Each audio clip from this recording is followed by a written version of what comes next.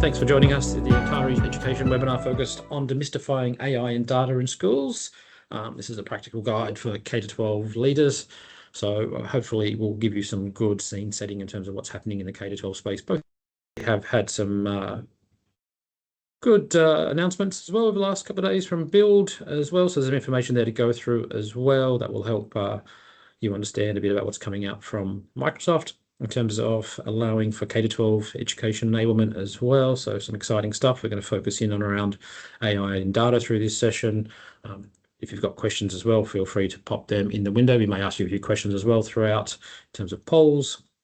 Joining me in today's session, your webinar presentation team, and we're excited to bring you this one on K-12, especially with the conferences leading in shortly, with AIS starting later this month. Then we've got EduTech in June, and for those from Queensland, we've got the ISQQISS later in late July and August. So this is a great session. Joining us from Microsoft, we have Peter Zing, who is the Microsoft Data and AI Specialist. Also from Antares, we have Martin Marek, who joins us, and he's our Data and AI Practice Lead, a K-12 specialist as well, works a lot with schools. So this one has been one we've been focusing on for a while to bring you a lot of information around the world of AI and data as it relates to K-12 and also sort of wider field. So from our perspective at Antares, we do a lot with K-12 in terms of transformation, and the modern data platform is one of those ones in terms of the critical elements, in terms of foundations. We see that need. It's an empowerment for schools. It allows them to unlock and harness the information and provide that transformation potential into AI. It's a very, very critical sort of foundational step. Not a mandatory step, but important step nonetheless, especially as we start to look at the reasons for that. That is really when we start to understand schools and we start to think about the different areas. We understand a lot of schools still struggle with creating that unified data view of their students, of their school, their operations, from learning management, from student information and records, that golden record of a student across different divides, and also then just bringing in information around how things are going from cohort testing, assessments and tools and the PAT testing results and those things. We also see a lot of schools wanting to be able to get on board with a data platform that has a low capability in terms of demand for external resources to manage a platform. And with things like Fabric from Microsoft, it's very, very lightweight. There's no need for heavy lifting. We're seeing that need for schools that want to get ready for their next workloads, move into AI and advanced analytics and the readiness capability there. It's important because we know that we have to provide those teacher aids, those student aids, even school operation aids in terms of AI solutions and tools. And naturally, security and governance is the forefront of most. In talking to a lot of CIOs from various different schools, we see that there is a massive focus on just making sure as well that we have got the right posture. We've got the right security outlined, we've got the right risks reduced. So naturally, security becomes one of those sort of forefront focus points. Just to give you some context around Antares and a bit of insight into us as an organization, we've been around for 18 odd years, coming up on 20 years now. We do have deep education experience. We are K-12 enablement specialists. We are strategically aligned with Microsoft. We've been working in the data and AI space for many, many years. And for those of you that don't know, we were highlighted on the world stage in 2019 with a keynote by Satya Nadella at Microsoft's core speak, and it was really focused on our solution and work we'd done with Dr. David Kellerman out of the University of New South Wales, which was really a pioneering AI solution at the time to allow students to have that AI-based automated assistant, the Q&A bot, and which is our product QBot as well. So if you haven't seen QBot, feel free to have a look at that as well. But it has its roots and pedigree deep in AI and has evolved with the explosion of ChatGPT and OpenAI as we go. Just some insight as well around us as an education provider and partner. We work with a lot of K-12 schools. There's some reference sort of customers on there. In the top left corner, you'll see Newington. If you haven't seen the Newington video case study on QBot and the way they've deployed QBot for their students, I recommend you check it out. We'll pop the link in the chat as well if you have a look at that in your own time. But great case study around how Newington is changing the way it delivers education and education capabilities to students via the use of AI and the Antares QBot solution. So whilst we look at 2024, and we look back in the year in review for schools, a lot of the focus that we saw coming out of the sector was really around just enabling schools in the modern work capability with better document lifecycle management, contract management, those sort of areas around, learning collaboration and the tools needed for more effective collaboration, and even schools looking to cross-collaborate with other schools. We've dealt with a lot of schools that, maybe single-sex schools that are looking to, partner with a girls' school, partner with a boys' school, and create that sort of true learning environment, both in a digital sense and also through sort of shared cohorts. Even in the school performance side of things, data and AI has been a heavy focus. How do we get more, better, richer student performance metrics and be able to provide that? How do we get to a point where we can have a student golden record? Our enrollment sits in one system. We've got other wellness information sitting somewhere else. We've got academic results sitting somewhere else. We don't have a way of unifying that. Schools have really been focused on how do we bring that together to get a holistic view of our cohort, of our years, our school, but also then down to that singular sort of, student child record. And that sort of operational performance reporting as well. Schools do operate at quite a high throughput in terms of what they need to manage from vendors, from partners, from students, from parents. Lots and lots of transactions flowing through the school. How do we actually get to that operational performance side of things? We've seen a lot of focus last year around school solutions as it comes to portals and engagement, wellness portals, parent portals, engagements, those sort of things, and programs, enabling portals to facilitate those programs. And then also then targeted sort of bot solutions like QBot and Newington, where it's really focusing in on learning outcomes, providing teachers with the tools to help them be better equipped at doing their job. And I'll touch on that more shortly because it's an important area as we start to look at, K-12 education and our teachers, but definitely school solutions specifically in around, apps and AI has been a focus for a lot of our sort of partner schools. And managed service schools is really changing the way they look at how they partner for the long term on capabilities to move away from simply the keep the lights on type managed service to more of the how do we derive benefit over a longer period of time and continue to enhance and uplift? How do we continue on our maturity roadmap with those advancements using the managed service as opposed to simply, taking on large capital projects and CapEx? How do we build in facilities and functions within that managed service to actually drive optimization and uplift ongoing to help us move up the maturity curve on various different sort of capabilities? And that's been a big focus for 2024 as we've seen a lot of schools moving away and moving into those sort of as a service type support models, which Antares provide as well. So as we start to think about 2025, and for those that caught the early webinar where we did sort of give you the bit of the forecast around what we thought 2025 was going to look like and the forecast of trends and indexes that are going to shape the way things move, we're going to now sort of focus in on the K-12 segment and look at education in particular. And that's an important aspect of what schools and educators need to look at as we go into these conferences as well, to what to take away, what to sort of keep an eye out for and what to focus on. That will then help shape some of the thinking around some of the initiatives you may have in flight and also those that are on the roadmap, either for this year or next as well. So as I mentioned, we've got the education conferences coming up between AIS in New South Wales coming up later. We've got EduTech starting in June in Sydney, and we have the QIS for ISQ in July, August. So lots of conferences coming up, lots of information to be taken away from those conferences. So it's important, we go into these conferences with a mindset of what's going to be best for me to take away to help, because there is a lot, but knowing how to narrow that down and where it's going to be important to deliver targeted outcomes is important. And in that, what we've seen over the last sort of 12 to 18 months is, especially in K-12, it's how do we keep and retain talent? How do we provide the teachers with the right tools? How do we reduce their workloads to make sure that they're targeted and effective in what they're doing in terms of delivering curriculum outcomes and delivering, a good, safe environment to allow students to really grow and foster in an area of sound well-being? That career development has been an important aspect as well. How do we make sure that, both our teachers, they can evolve in terms of the tooling and the maturity, but also then on top of that, how do we ensure that our students are getting ready for their progression into higher education, that transition, and how are they going to move forward as well with understanding of the sorts of careers that are out there as well? So, it's something we're passionate about in terms of giving back to schools around the education of the sorts of jobs as well that are available down different paths, and in particular as well STEM in this area as well. So students really getting across tooling early and talking to companies like us and having certain customers of ours talk to them about what the opportunities are down the track is an important one as well. We're seeing a lot of interest from our schools around that cross collaboration across with industry. And then how do we raise the bar? How do we really start to look at, from a work industry, we start to lift our performance, we start to lift that intuitively in a way that is almost seamless and intuitive and comes natural, because as individuals at home in our personal lives, we use a lot of different tools. We use AI.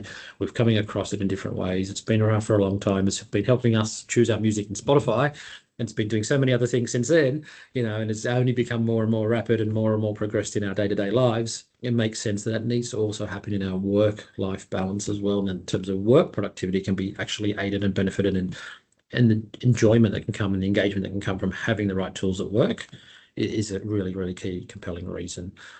As probably highlighted more so by certain releases of information that have come out not so long ago, and in one of them is the Work Trend Index of 2025, a survey produced in conjunction with LinkedIn, and it talks about this particular one I took away was important. Employees face 275 daily interruptions. Now, think about the teacher in front of the student, in front of 30 students. Think about the teacher that's trying to deliver, a very, very focused curriculum plan and really address a wide audience of different classes throughout the day, whether that's in the primary or the secondary, or it's across K-12 overall. There's a lot of, potential interruptions.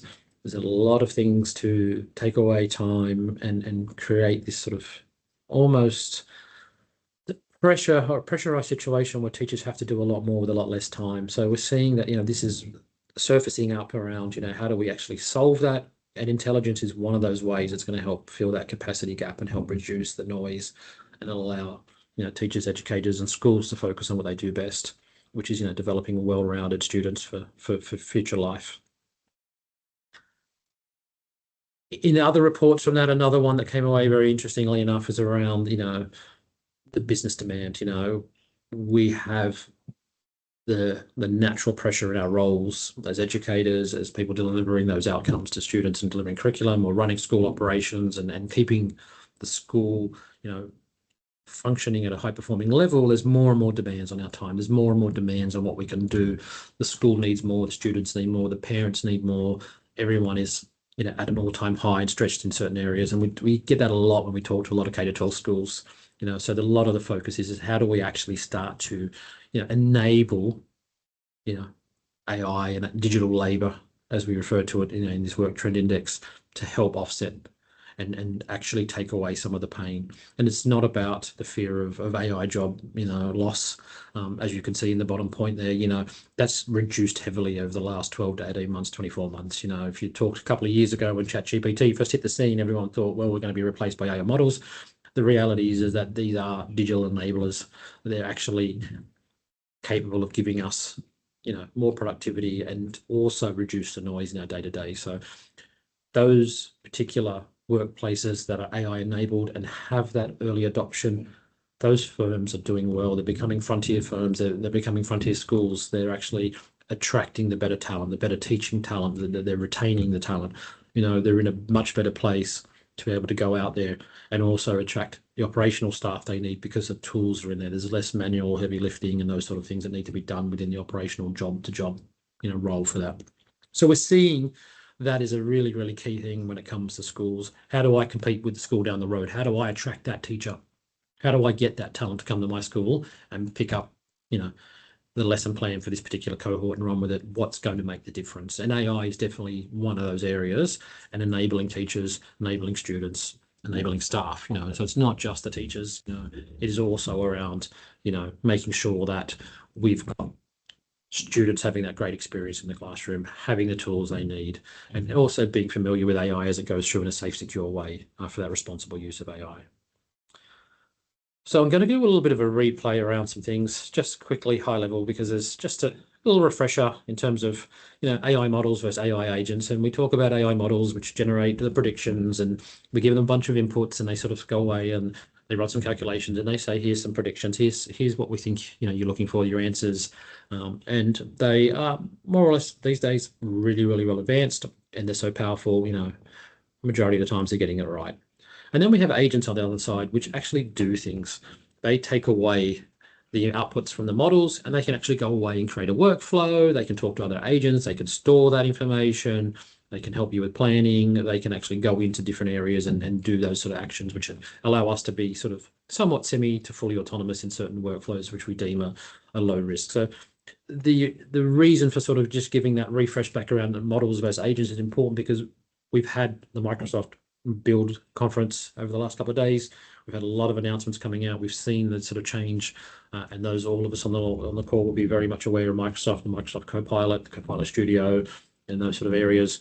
And the recent announcements are pretty interesting that are coming out from the US. And I've just sort of taken away a key few ones because I think they're important for the K-12 education space. I think they sort of really touch on a key or critical sort of focus point which we can look at as we start to evolve our schools, our institutions, our organizations, and the types of ways we deliver learning and the types of ways we recruit and retain talent and those sort of things. But key thing on the top one, open agentic web. You will hear a lot more about the agents, and that open agentic web phrase is going to be something that's going to come up a lot through 2025. Agents, as I just touched on, the ability to create an agent within that Microsoft ecosystem and have it go do things for you will be far more secure. It's now going to be tied to Entra ID. For us old school people, Azure Active Directory or Active Directory back in the day, you'll have those permissions cascaded down. Agents will be locked down. You're able to actually sort of deploy an agent securely, and it's not able to go and look and touch anything else that it's not allowed and doesn't have permissions to touch, which takes away a lot. When I sort of mentioned earlier about the conversations with CIOs in schools and K-12 in particular, a lot of it is around getting the right security posture. And now that agents are tied to both Entra ID and the next one secured with Windows Defender, it makes the deployment of an agent in your school a lot more secure. You know, that agent with Windows Defender is now secure from wallet and credential theft. You know, those sort of attacks on that surface area reduces heavily down to zero, given the robustness of the Microsoft security suite. So Microsoft's really taken the security aspect of agents quite seriously and said, we need to make sure that when we deploy agents in the landscape, our customers know it's safe, it's secure, they can be trusted, and that they're not vulnerable. That's where you see that. The next one, the AI libraries become more accessible through Foundry. It's an important one. Traditionally, if you went away and said, okay, I'm going to create an agent, I'm going to have it to use a model, it's going to do a certain set of tasks, you would engineer that. And you would select the model that you deemed best appropriate. Now, the auto-intuitiveness of Azure Foundry will auto-match the model to what you actually need it to do. So you simply request that, and it will go away and it will choose that model based on your use case and give you the best model that it deems fit to help you solve that and create that agent as well. So there's a lot going on in terms of that capability to just simply go through a library of, you know, hundreds, if not thousands of models, pick out the right one, and away you go automatically without having to sort of sit down and sort of work through that. Fabric data agents, we touched on the Fabric modern data platform for schools and why schools are sort of coming together with unified school records and bringing that together. But again, Microsoft sort of really focusing on Fabric data agents and the ability for that for schools to be able to then go out and develop more targeted improvements, you know, based on information that's in the database.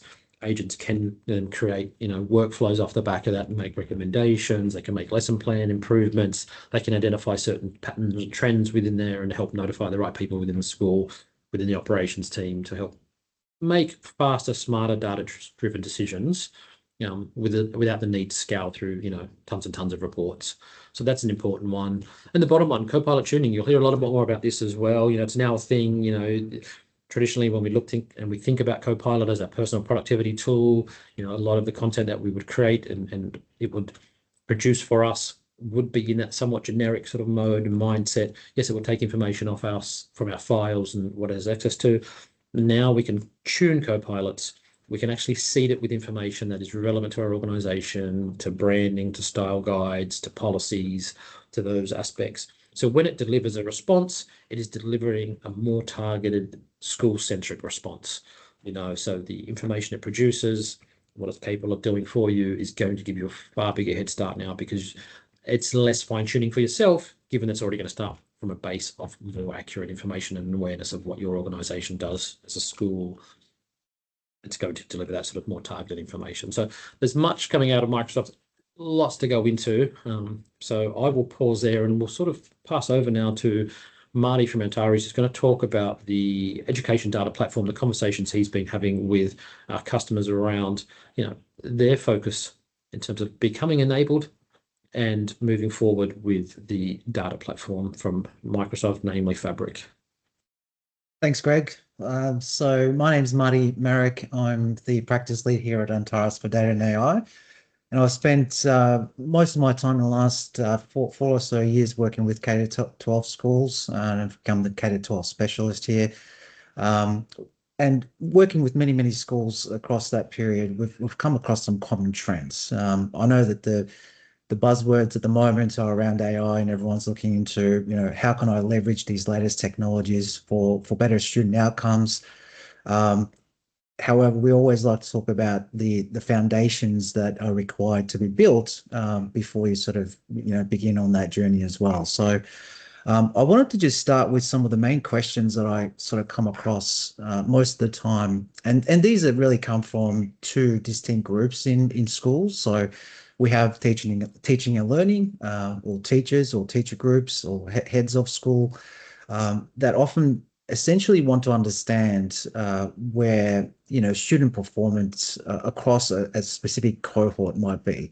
So there are multiple systems at schools that hold student academic results and behavioral results, and they produce some reports, but most of these reports are very focused in on a single student and don't offer a kind of aggregated view across a specific cohort, say a year level or, a group of students, and provide trends over time. So one of the key challenges that we often come across are having that ability to see data over a longer period of time, not just for a specific semester for a student or a specific year.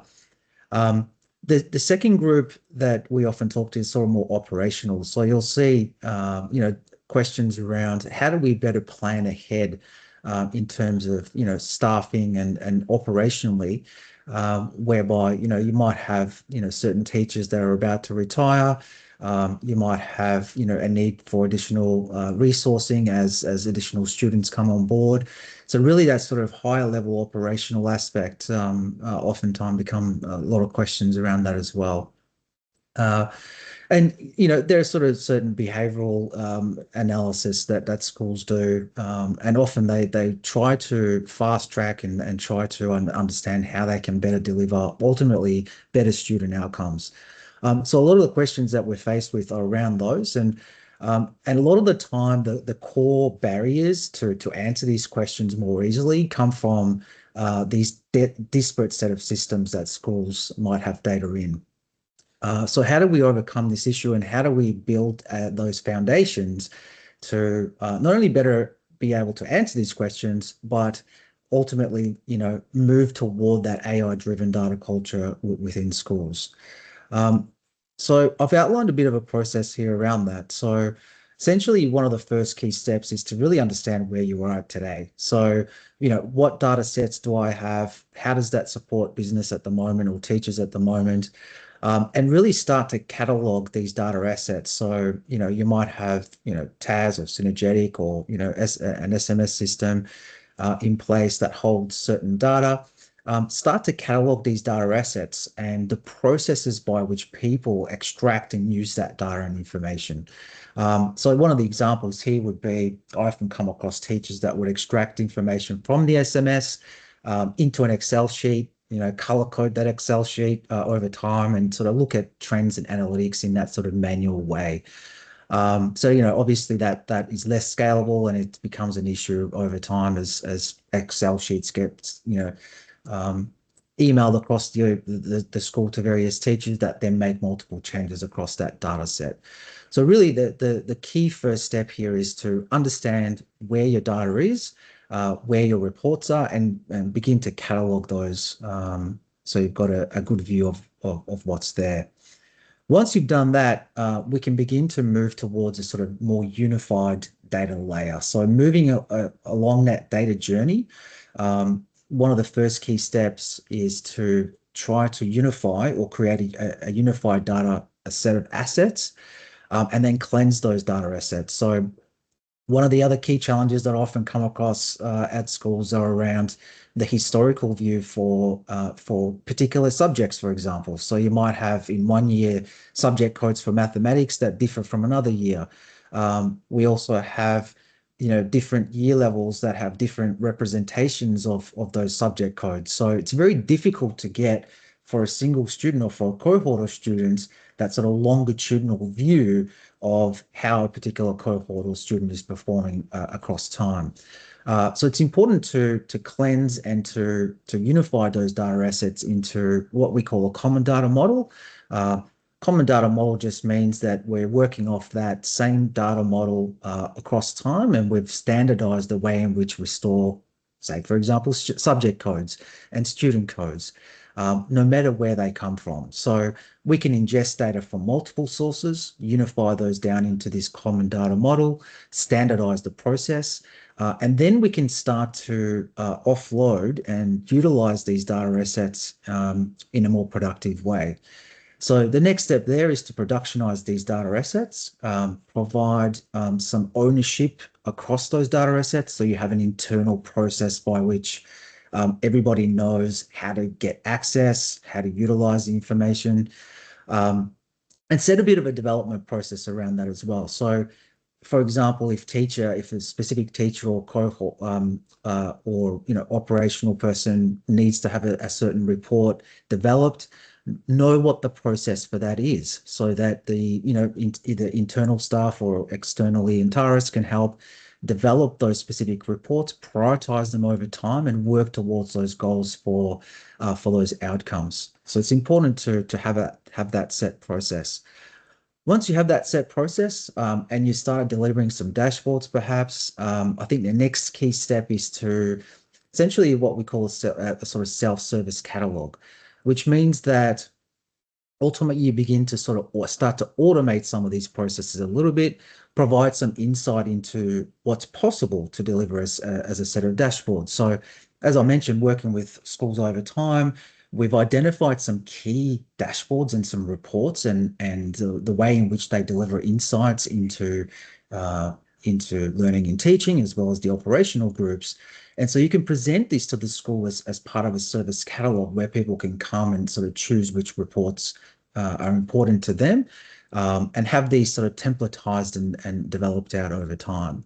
And then we start moving towards the more AI-driven approach, where you can actually provide these data assets to certain people in the school to be able to be interrogated through natural language. So much what you would have seen either in Copilot or ChatGPT, the way that you ask questions, you can ask questions from your data. So rather than relying on a pre-built static report that shows the same thing across all time, and having to go to that report each time to try and understand what's going on, we can leverage these cleansed and high quality data assets that we created earlier, and have people actually ask questions specific to them. Then we can move into more advanced analytics using AI workloads. So this is where your machine learning and agentic approach comes into play. But bear in mind, we've already established these data assets. We have cleansed them. They're of high quality. So we can rely on these data assets to provide accurate outcomes. So for example, when creating a predictive model for, say, ATAR outcomes, for high school students, once we have this high quality data asset, we can leverage machine learning to not only provide what the predictions are for, say, those outcomes in year 12, but what are the factors that go into moving a needle for a specific student or a cohort of students. So, having early intervention programs becomes much more possible, rather than being reactive to, later on in that student's journey.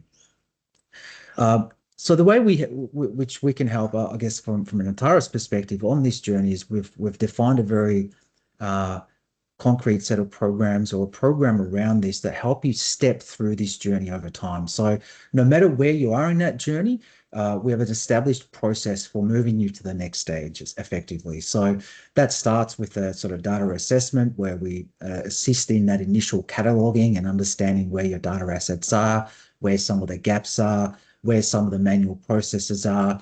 and then really start working toward building that unified approach, defining what that looks like internally, defining the governance around that. So having the right access to, not just teachers and operational staff, but also parents perhaps, so they can view the results and trends of their kids across time as well.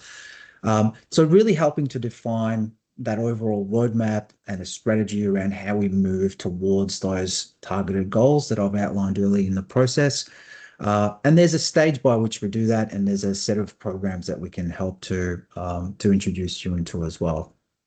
Now, ultimately, the outcome initially would be a set of dashboards, and these are some of the templated dashboards that we've created for some of the schools that we've worked with. One of the more common ones is around the new NAPLAN proficiency analytics. So as you probably already know, NAPLAN data comes in most of the time through manual means, the CSV files, etc.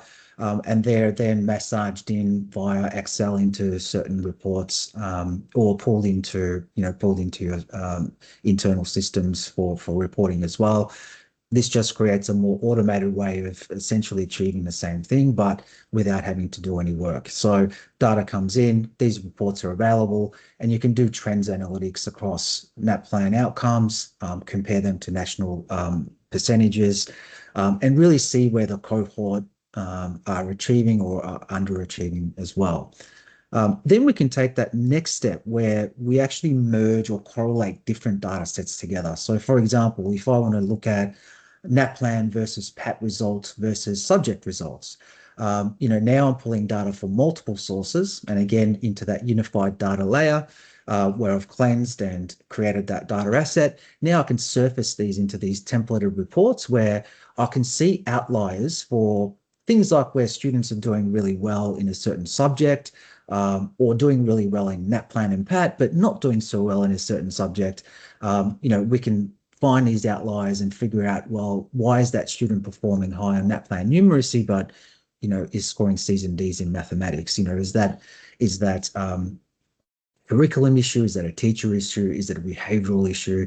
And we can sort of deep dive into, further and further into the granularity of these reports. This is just a sort of surface level view, and give us a good picture of each student or a cohort collectively on how things are going.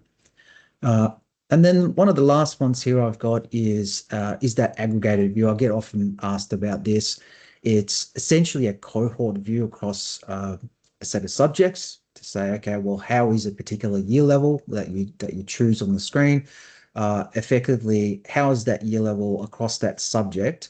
What are the results over that particular year? So this is something that often comes up because, again, a lot of the SMS systems that provide reporting are focused on the individual student rather than a sort of cohort. And this gives us the ability to compare, say, things like, how does a cohort track over time from year 7 all the way to year 10 or year 11 and year 12? Or how does a particular subject change over that period? Or how does a particular cohort do in a certain subject, and et cetera, and et cetera. So it gives us that sort of high level aggregated view and trends analysis, to give us better guidance on how do we optimize the curriculum, where do we put additional resources, and how do we ultimately move the needle for better student outcomes. So they're just some of those examples.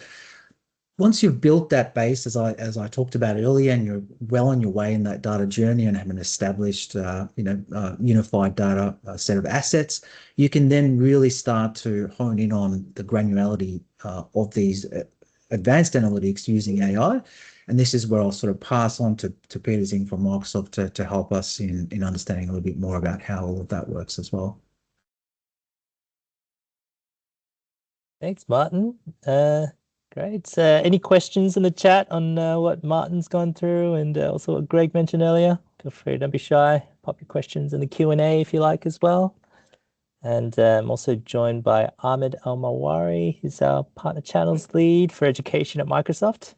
Hey, let me pop him on the screen as well. Thanks, Ahmed. Yes, hi everyone. My name is Peter Zing. I am the Data and AI specialist for education at Microsoft, and I've been working with all the universities and K-12s and TAFEs across New South Wales and Victoria, as well as some of the departments of education in those states and South Australia and Tassie. So I've seen what the sort of evolution of the AI journeys has been for education over the past couple of years. I'm just going to move to the next slide just to give you a feel for where those case studies have been landing on the journeys. So if I could just navigate there to the next one. We started off, I'm not sure, Martin, if you just press the next one. Oh, you can take control there up the top. Yeah. Oh, sweet. Great. Thank you. Yeah, nice one. And so we started, I think, a couple of years back with South Australia Department for Education with the EdChat solution. So that was built out on Azure, and they've continued to scale that this year, and they've gone to all teachers, and they're going to all students in the K-12 in South Australia for the public schools. That'll be end of this year. And same with New South Wales Department of Education with EduChat. They're planning to scale that to all students as well in the States. They've already gone to all teachers, and they've expanded on the use of their EduChat platform on Azure with their EduSearch solution to be used across all the staff and teachers to look through their knowledge base. So building one thing leads to synergies across the board on all your Azure OpenAI use cases.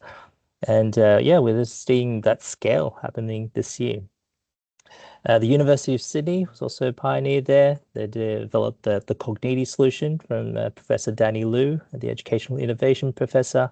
And he's used that as a way of also teaching how the two-lane approach should be done with generative AI teaching at the higher education space. And they've got over 100 organizations using that solution in their tenant with up to 100,000 users now globally, and we're launching the marketplace solution in later next month. And so there's a few events coming up, which we'll be able to hear more from those 3 case studies. But I also wanted to mention that the University of New South Wales, starting with Antares and QBot with David Kellerman, he was one of the first to leverage all of the Microsoft AI stack, whether it was baked in on Azure AI, into Teams, into the sort of M365 environment. Now we have Copilot and Copilot Studio on Power Platform. David actually led that sort of journey and now taken on by the leadership at University of New South Wales and expanding that to the students for the semesters coming up. And that ASM, the Academic Success Monitor, built out with their Scout solution for the student chatbot, is that sort of scaling year for 2025. We've also worked with CENET, who are the Catholic Education Network, and they've built on the University of Sydney solution Cogniti and actually created the Catholic equivalent, making sure that they have the critical thinking pathways for Catholic education, but also adding in the Catholic teachings into CE Chat. And that's been across over 25,000 students in New South Wales and Queensland and over 10,000 teachers there as well. So we're just seeing that scale of adoption in AI for education across the board. The last 2, they're Macquarie University. They've developed their Azure AI solution called the Virtual Peer, and that's integrated with Teams, and it's developed through many faculties and scaling out across that university.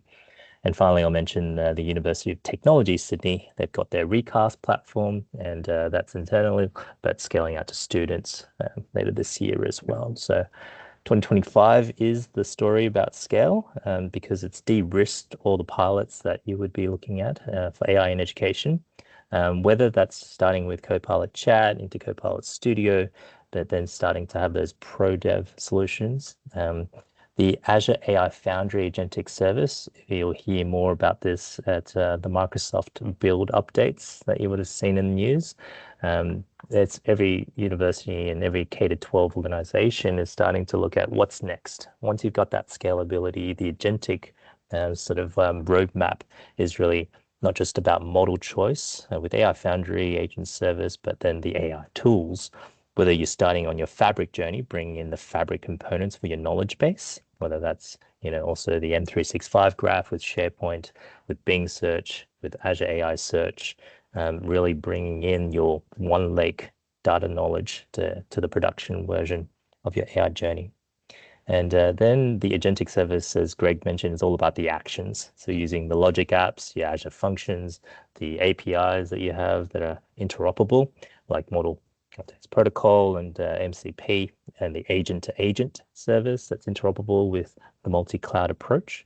All of those tools enable your agents to not only take it from the Socratic tutors that you have for your students, but then taking that to the next level of taking the action to enable those students on that continuous learning journey. And finally, of course, we have trust, the customer control over the data, and bringing networking and security.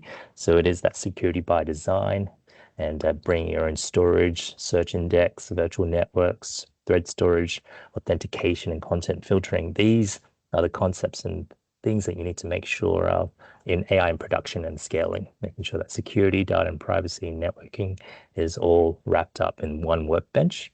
And that workbench is the AI Foundry. So we do have a lot of events coming up, which you'll hear more from the team. We have the AIS New South Wales conference happening next week. I'll be there on the Wednesday on the 28th, so I hope to see some of you there. And we'll also have the EduTech conference coming up on the 11th to the 13th at the ICC.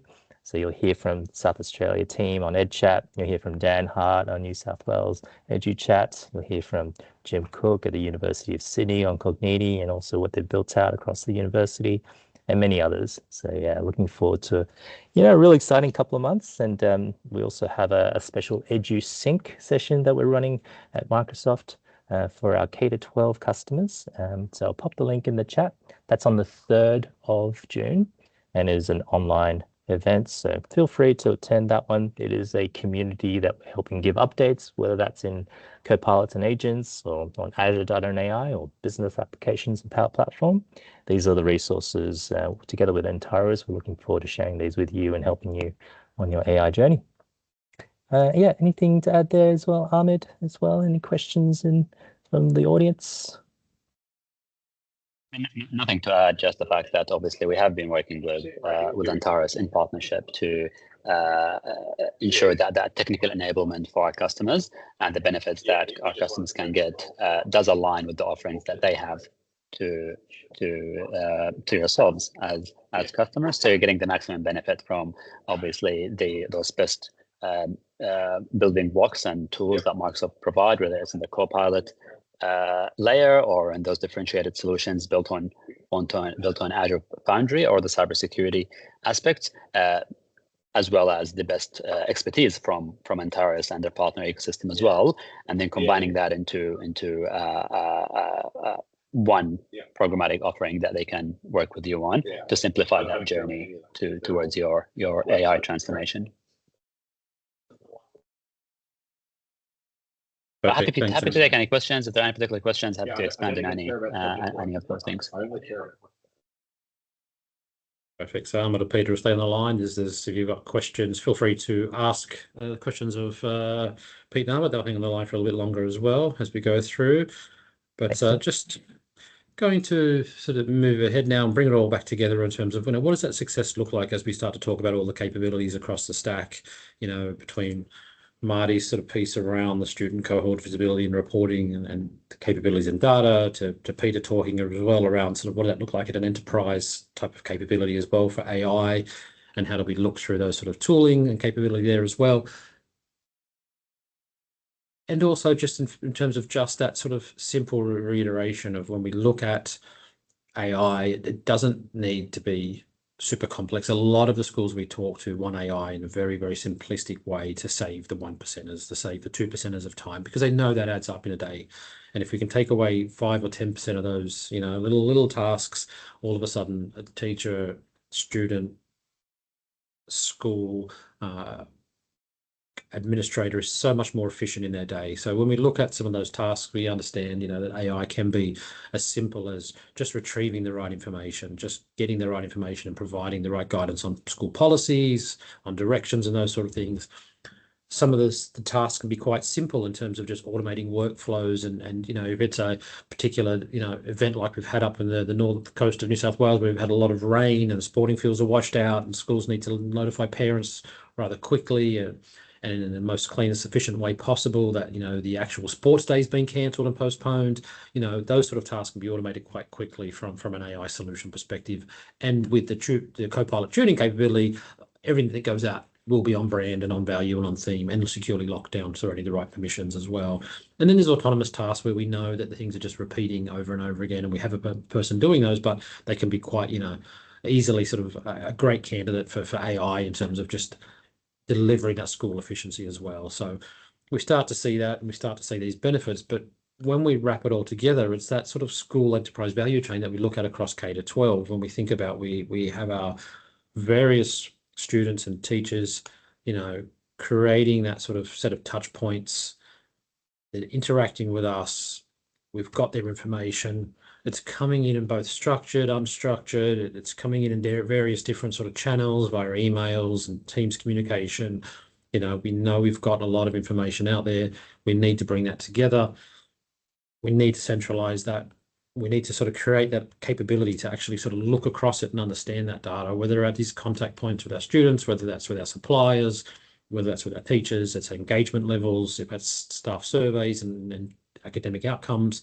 So those sort of things, we need to be able to sort of start to look at that. Once we can look at that, we can then sort of start to bring in that AI capability as well once that data's there too, and that'll really allows us to actually start to look at how do we bring together that knowledge for the purpose of using that to help us make better understanding and an awareness of that and informed data-driven insights that we can glean, which then leads us to be able to say we can deploy an agent, and that agent then can go away and do an action.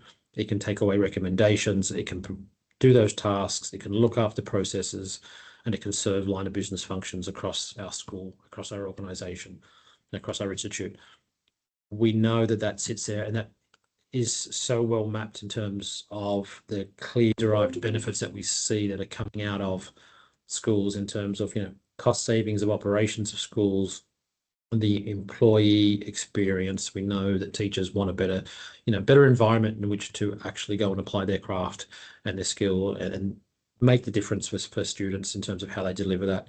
We know that there are ultimately just sort of choices around revenue and operating cash flow that schools need to manage within those boundaries as well.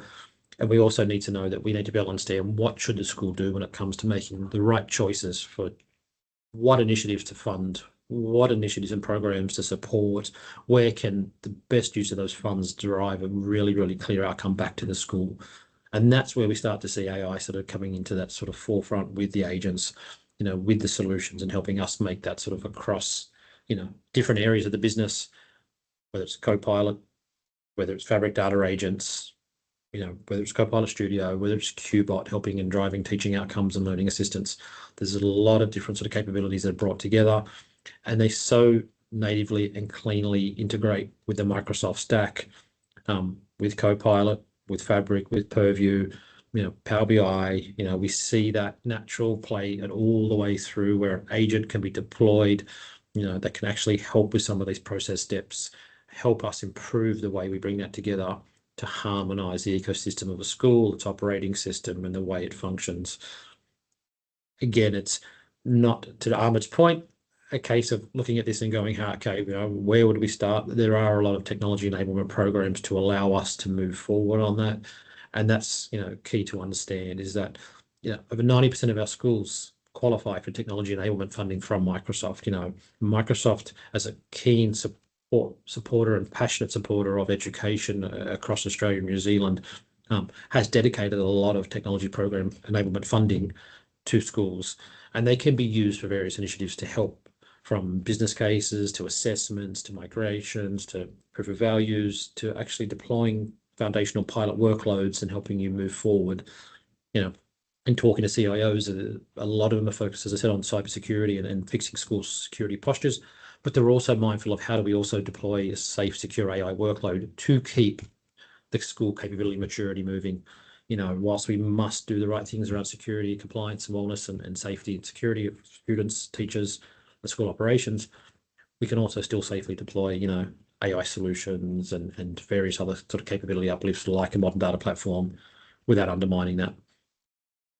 So we can get that sort of domain specific initiatives up and running, which then starts to build towards that enterprise view of capability and maturity. So to give you some idea of the programs, there are things around the collaboration, modern work for students and teachers, and how we manage the records and storage and those areas of employee experience as relates to teachers, students, staff within our schools. How do we help with assisted document management, finding records faster, being able to actually have AI scan files, unstructured data, look across different things and pull out the information we need, or even tag it to tell us what that is so we know. Because when it comes to document lifecycle management, school records and records keeping, and some of the Commonwealth findings from Royal Commissions, we know that schools want to be better and need to be better and will be better at handling those records, and AI assisted document management is one of those ways it'll do that. We've touched on Copilot quite a fair bit, and that use of it around information management and helping that structure is important. Schools understand now that Copilot is seen as a path to enabling productivity and helping teachers drive better outcomes, helping staff deliver better services to the school, to the students.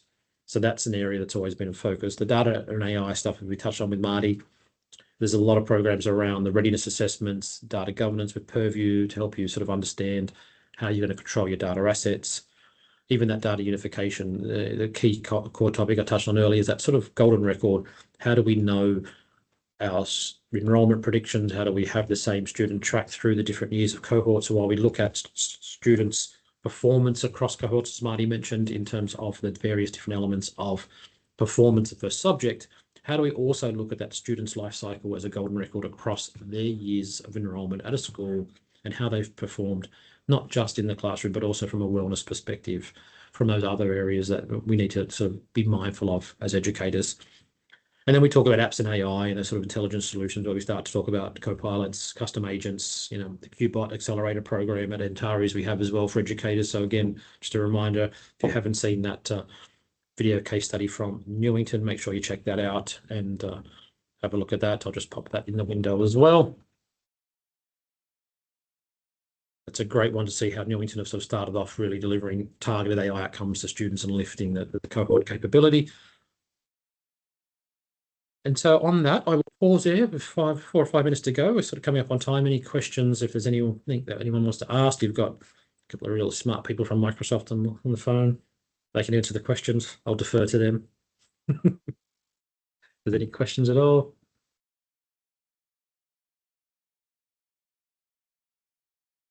Perfect. All right. I think with a few minutes to go, I shall see if there's any questions last minute. Yeah, I'll just add maybe a point missed earlier was all the universities having that established scaling AI solutions, the Socratic tutors. I think the K-12 students moving into university would sort of benefit from that preparation, getting that AI adoption. We've seen, for example, with South Australia's EdChat, they're using that as to build out their career chat in year 11 and year 12, basically having an AI career tutor to basically just ask questions, confidently in a private and secure manner.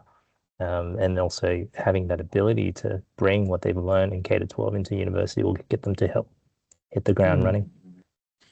Yeah, very, very sort of valid point, Peter. And I think some of the other conversations about other schools is how do we sort of take that sort of career chat guidance AI capability and then also bring that back to, if these are the sort of careers you're looking at, here's where you need to sort of bring that back to your, focus study areas and where you need to really start to look at as you go through year 11 and 12 to accelerate, to give yourself the best chance to land softly into the best career in those verticals. So it's, it's helping you sort of look at your results and go, right, okay, that's where I want to go. And these are the options to me available as a career. And then bringing that back to, here's how do I focus on the now, the this week, the next week, the assessments for this term, to really sort of drive towards that goal. And I think it's at that transition that is made so much easier now than, I'll say, when I was younger, without referring to timeline. It was great. It's with that QBot solution, it's on the Azure Marketplace. So, that's sort of an easy to deploy solution. Yeah. And definitely right, and that's a lot of the times the school's surprised about how quickly and how easily we can deploy a safe, secure solution, using QBot. with a low cost, to a simple persona and get it up and running. And really, I want to just tick the box, because, AI enablement is not about ticking a box. It's actually about delivering the tools of productivity, right? So, but it's quite surprising when customers realize it's not it's not a big complex deployment. Quite simple, quite straightforward.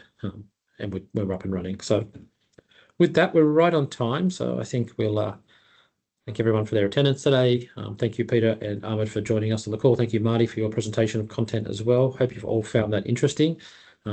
Keep an eye out for the next one. We hope to see you at AIS, EduTech, or at QISS over the next couple of months. And also, as sort of Peter mentioned, EduSync as well. Make sure you check that out as well. Keen to see you there too. If you see us floating around at these conferences, feel free to tap us on the shoulder. But hopefully we're giving you some good insights in terms of what to look for when it comes to these conferences. Keep your eye out for agents and AI. Modern data platforms are going to be a key focus. But really, it's going to be around how do we sort of enable students, teachers, schools, organizations to be better with the use of AI to deliver more sort of targeted and better outcomes for our students. So it's going to be a big focus. You'll see the different presentations across the various conferences. And have a great time, and hopefully you found that interesting. Thank you all. Thanks, Don't forget to like, share, comment as well if you found this interesting. It'd be great to get that out there as well. Thank you all.